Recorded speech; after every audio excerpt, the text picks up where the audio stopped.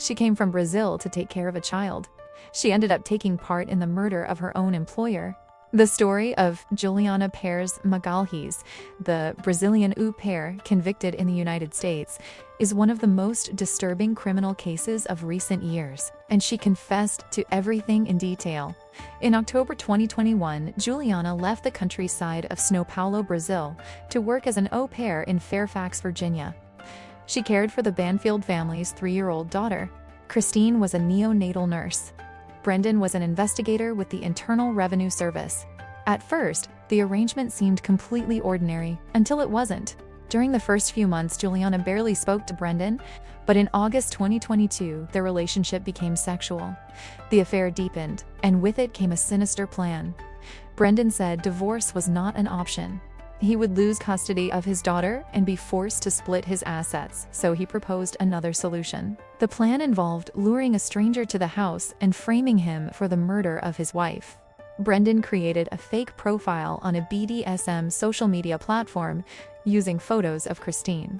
The pair exchanged messages with several men before finding the person they believed was ideal, 39-year-old Joseph Ryan. The preparation was meticulous. The two visited a shooting range to practice.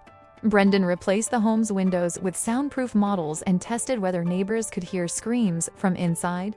He also mapped security cameras throughout the neighborhood and instructed Juliana to park her car in a different location than usual.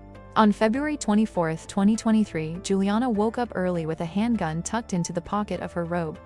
The plan was to leave with the child, pretending they were going to the zoo. Brendan would leave for work but remain just 6 minutes away from the house. When Ryan arrived, the script would begin. But nothing went according to plan. Juliana went upstairs and found Ryan on top of Christine in bed. Christine screamed. Brendan shot Ryan. Then, ignoring his wife's pleas for help, he climbed on top of her and began stabbing her repeatedly. Juliana later said she curled up, covered her eyes and ears, and tried to block out what was happening. When she realized Ryan was still moving, Juliana shot him. He collapsed. Brendan then instructed her to call 911 and report an intruder. In the recordings, Juliana's voice sounds desperate. After 7 months of investigation, she was arrested in October 2023. Brendan was not arrested until a year later.